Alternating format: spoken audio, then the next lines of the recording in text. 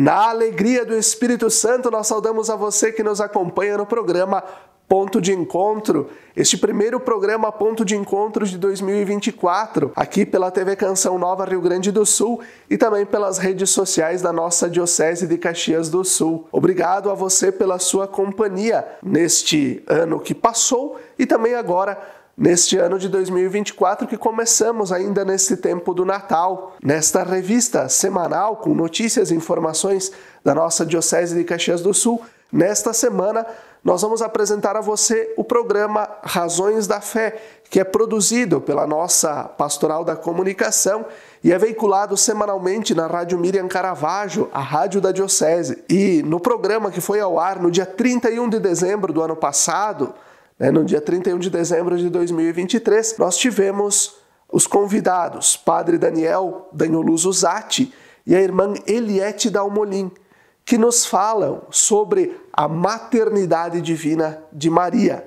O tema do Razões da Fé, que você vai acompanhar um fragmento, uma parte do programa de 1 hora, você vai acompanhar aqui no Ponto de Encontro, é Maria, mãe de Jesus ou mãe de Deus? Acompanhe. Quem é Maria, onde ela nasceu e o que sabemos sobre a vida dela? Essa é uma pergunta muito importante, porque assim como para nós sabermos quem nós somos, nós vamos buscar responder a pergunta sobre quem é nossa mãe. Nós estamos aqui ao lado de um santuário, Nossa Senhora de Caravaggio, e olhar para ela a partir da onde ela nasceu, a partir da onde ela apareceu depois, nas suas múltiplas aparições, significa perceber também qual que é a relação que ela quer estabelecer conosco. Maria de Nazaré, nascida num contexto da Palestina, nascida não sabemos exatamente em que ano, mas já faço aqui uma menção a uma carta apostólica do Papa São João Paulo II, que instituiu em 1987 o jubileu de nascimento de 2000 anos de Nossa Senhora. O ano de 1987 foi um ano mariano para toda a Igreja Católica. Remete a quê? A que 2000 anos antes ela teria nascido. Por que se celebrou esse jubileu? Foi em preparação ao jubileu do nascimento de Jesus, do ano de 2000, 13 anos antes, então, mais ou menos a idade que se estipulou pela tradição, que Maria teria concebido, então se celebrou esse ano jubilar. E Maria, sendo da região da Palestina, interessante nós conhecermos quem era a mulher na região da Palestina, na época de Jesus, quem eram os galileus, Nazaré se compreende na região da Galileia, esse estado separado pela Samaria de Jerusalém, daquela região. Maria não morava tão próxima do templo. A expressão de fé de Maria fazia muitas expressões nas sinagogas, aonde o sacerdote estava não o tempo todo, eventualmente ao longo do ano. Então ela certamente teve uma fé que foi trazida pela fé dos seus pais. Não tanto do templo, mas pela fé dos seus pais. E o mesmo aconteceu com Jesus.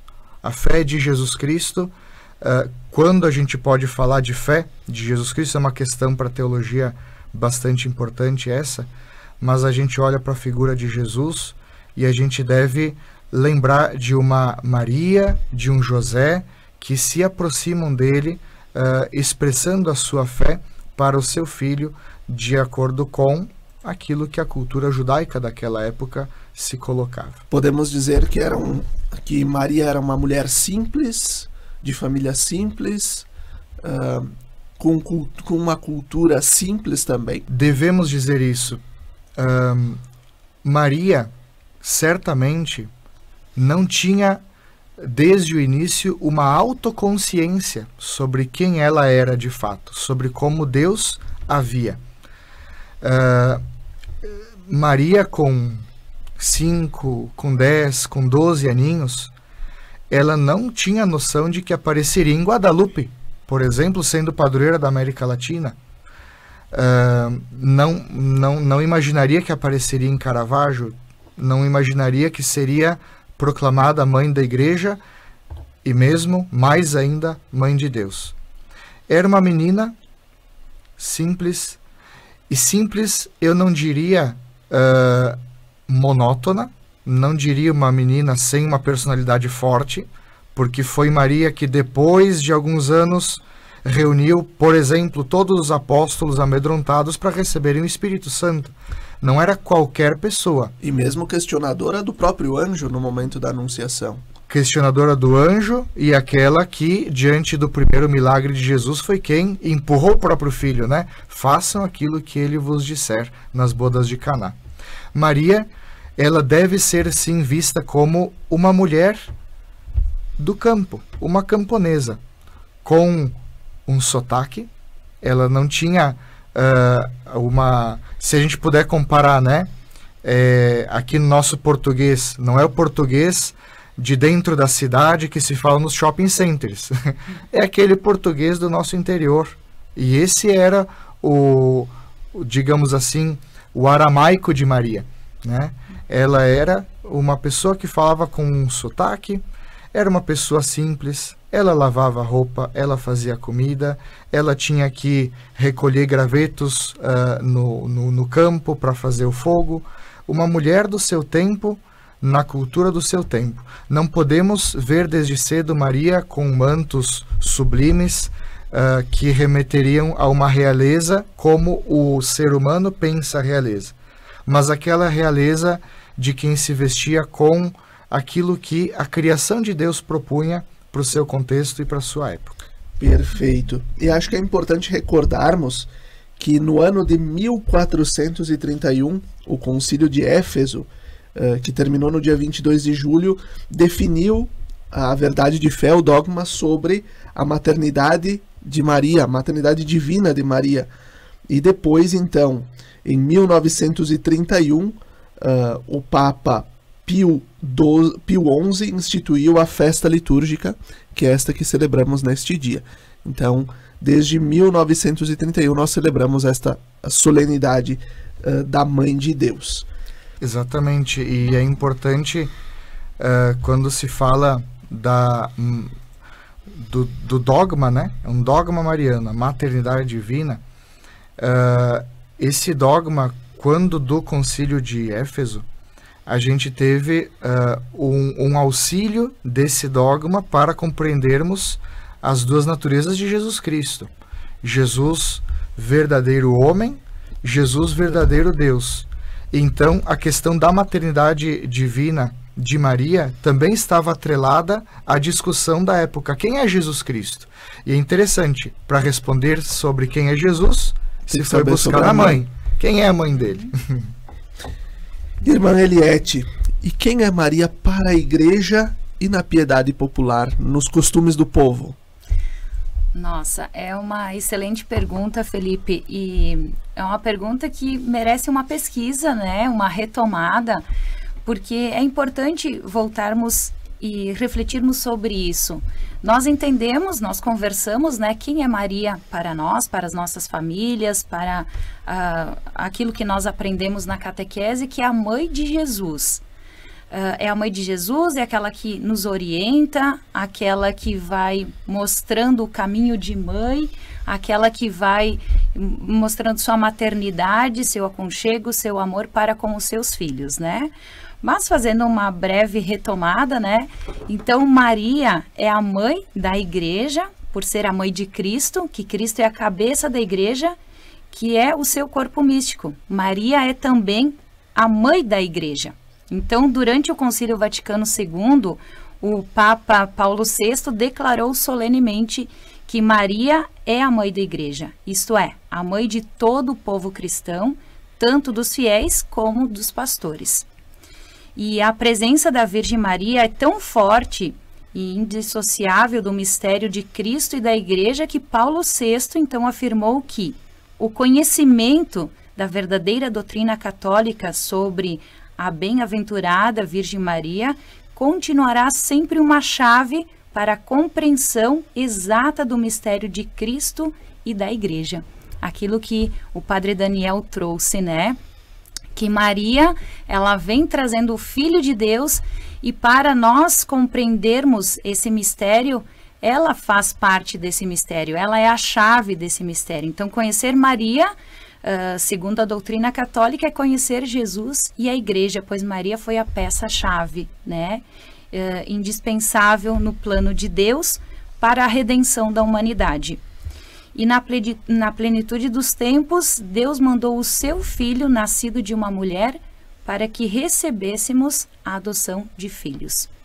Então, desde os primeiros séculos do cristianismo, Maria é reconhecida e chamada pelos cristãos de Mãe de Deus a Theotokos. E Maria não é a mãe de Jesus por mérito, mas por graça de Deus, por sua fidelidade a Deus e ao seu projeto. Ela é exemplo para toda a Igreja. É bem oportuno destacar que a devoção e a piedade popular mariana tem seu centro no reconhecimento de Deus e a existência ou a experiência pessoal de Jesus Cristo Salvador, uma atitude da qual Maria é modelo inseparável. Então, Maria é aquela que arrasta as multidões, né?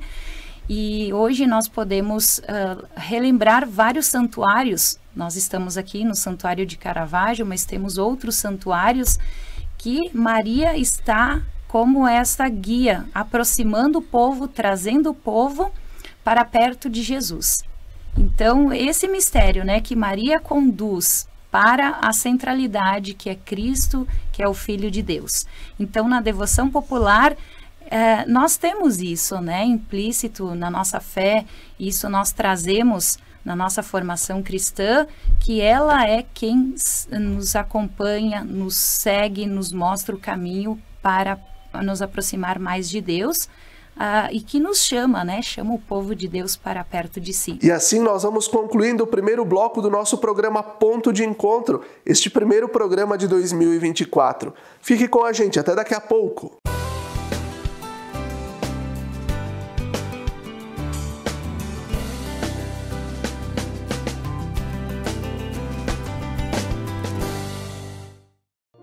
Lembrai-vos, ó Puríssima Virgem Maria, que jamais se tem ouvido que deixasseis de socorrer e consolar a quem vos invocou, implorando a vossa proteção e assistência.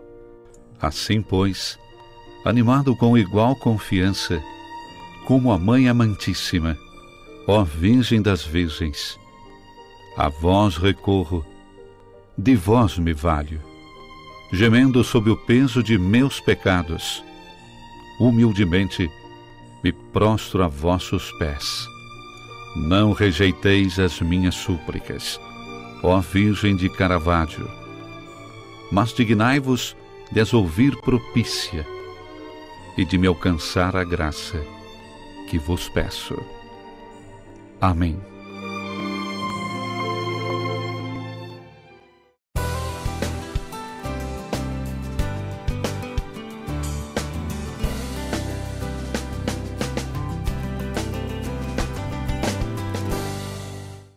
Estamos de volta com o segundo bloco do nosso programa Ponto de Encontro, desta primeira semana do ano de 2024, aqui pela TV Canção Nova Rio Grande do Sul e pelas redes sociais da nossa Diocese de Caxias do Sul. Nós vamos dando sequência ao programa Razões da Fé, que você acompanhou ainda no primeiro bloco e que foi ao ar no dia 31 de dezembro pela Rádio Miriam Caravaggio, a rádio da Diocese de Caxias do Sul, e também pelas redes sociais da nossa Diocese, com o tema Maria, Mãe de Jesus ou Mãe de Deus? Padre Daniel Zatti e a irmã Eliette Dalmolin nos ajudam a esclarecer e a falar sobre a importância de Maria para a vida da Igreja. A Igreja, no prefácio da Imaculada Conceição, lá do dia 8 de dezembro, nos ajuda a rezar assim: Nela nos destes as primícias da Igreja, esposa de Cristo, sem ruga e sem mancha, resplandecente de beleza.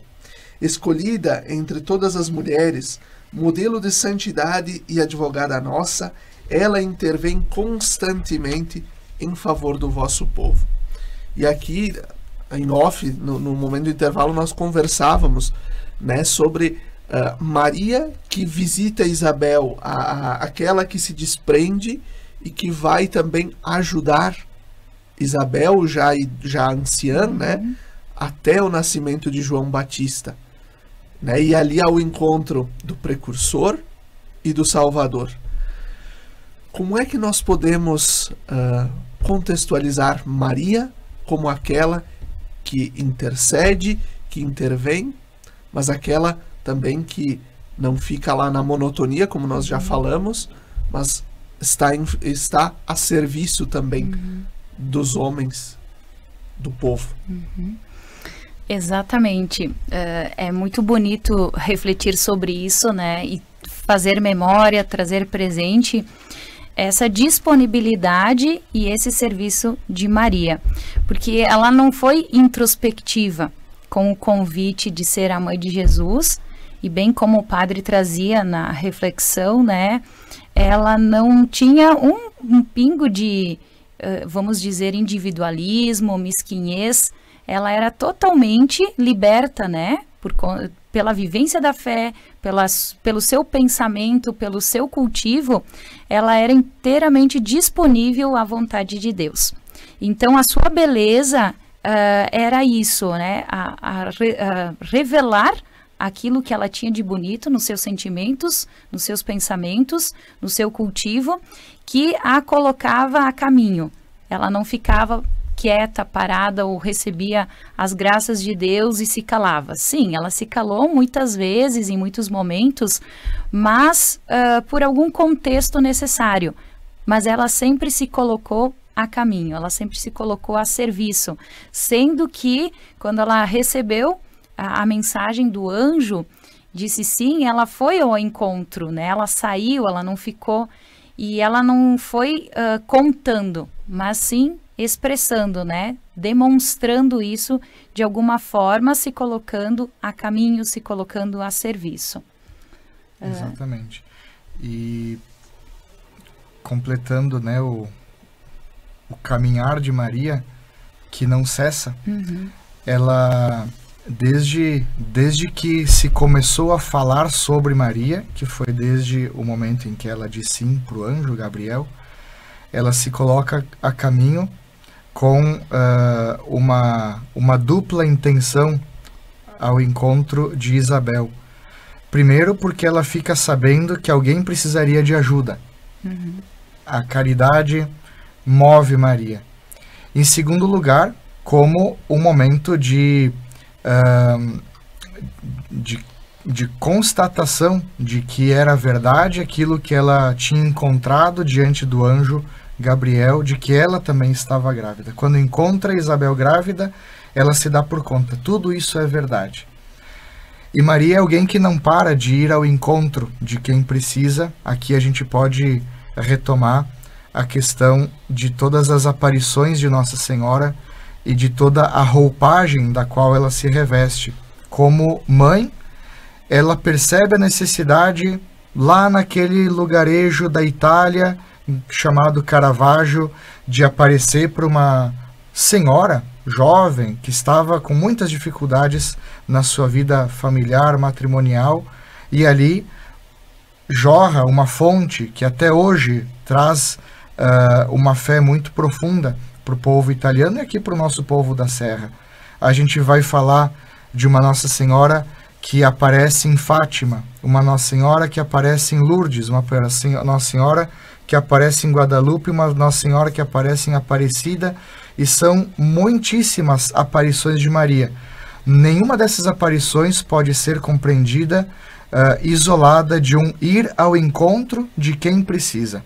Um ir ao encontro com roupagem de mãe diante daqueles que querem se colocar diante dela. Quais são os dogmas da Igreja sobre Nossa Senhora, sobre Maria?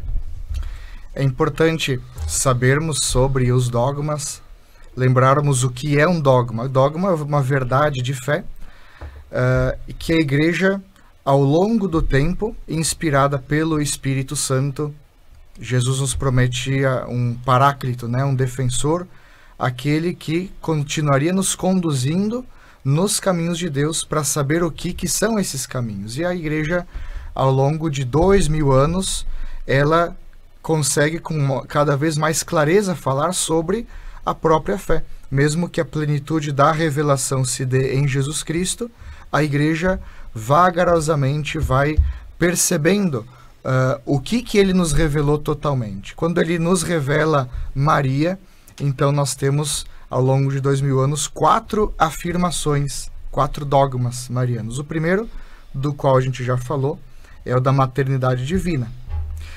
Um outro dogma que a gente tem é o da virgindade perpétua de Nossa Senhora. Dizer que Maria concebeu sob a ação do Espírito Santo, mas também falar que logo depois do parto, antes, durante e depois, assim que se expressa o dogma, ela continua sempre virgem. E a virgindade de Maria, ela também foi discernida ao longo dos séculos. Mas não a partir de um dado momento em que o Papa, cardeais, bispos, enfim, decidem isso pela igreja toda, não. A partir de uma fé que já acompanhava o povo de Deus desde a sua origem. Desde o princípio se falava da Santa Virgem, Mãe de Deus. Então, é uma constatação que a igreja faz por causa de uma fé anterior, de uma fé que já vinha acontecendo. Então, a virgindade de Maria. Também nós temos o dogma da Assunção de Nossa Senhora. O dogma da Assunção é o dogma que fala que, transcorridos os dias de Maria aqui na Terra, findados os dias de Maria aqui na Terra, ela foi assunta aos céus. Significa que ela foi assumida de corpo e alma no seio da Trindade Santa. Isso quer dizer que ela já está ressuscitada, que ela já, como a gente pode sintetizar, ela é aquilo que nós seremos um dia, embora tenha sido, quando estávamos conosco, aquilo que nós não somos agora. Foi o que não somos, é o que seremos, quando a gente fala do dogma da Assunção de Nossa Senhora. Podemos dizer que Maria foi preparada desde o seu nascimento para receber Jesus no seu seio? Exatamente. Esse é o quarto dogma, né, que a gente ia se referir. Esse quarto dogma da Imaculada Conceição fala da concepção de Maria, né? Logo antes do seu nascimento, ela já estava sendo preparada e a mancha do pecado original não atinge Nossa Senhora por um privilégio especial, por uma preparação de Deus ao nascimento de Jesus Cristo. Eu retorno a falar, Maria não tinha essa autocompreensão, ao menos nós não podemos afirmar isso. Será que Maria entendia lá na sua infância, no momento em que ela passou por nós aqui na Terra, sobre quem ela era de fato? Não nos foi revelado, mas provavelmente não. Esse mistério foi revelado para ela também ao longo do tempo. E a Imaculada Conceição, ela foi declarada como dogma em torno de 400 anos depois de a Igreja já festejá-la.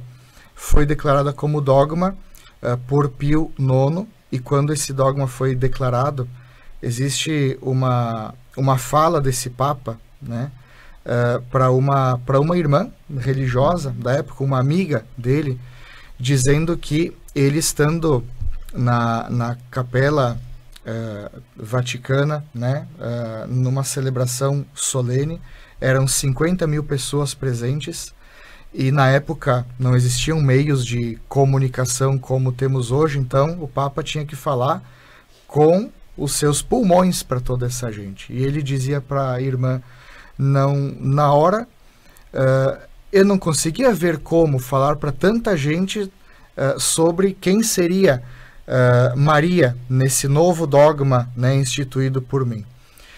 E em um dado momento, minha voz parecia que ficava um tanto trêmula diante de tanta multidão, Mas quando eu fui fazer a declaração do dogma mariano, tive uma experiência de Deus, uma experiência de Maria tão fantástica, tão sublime, que a minha voz pareceu que recebeu uma força que não vinha de mim, uma força que veio de fora de mim.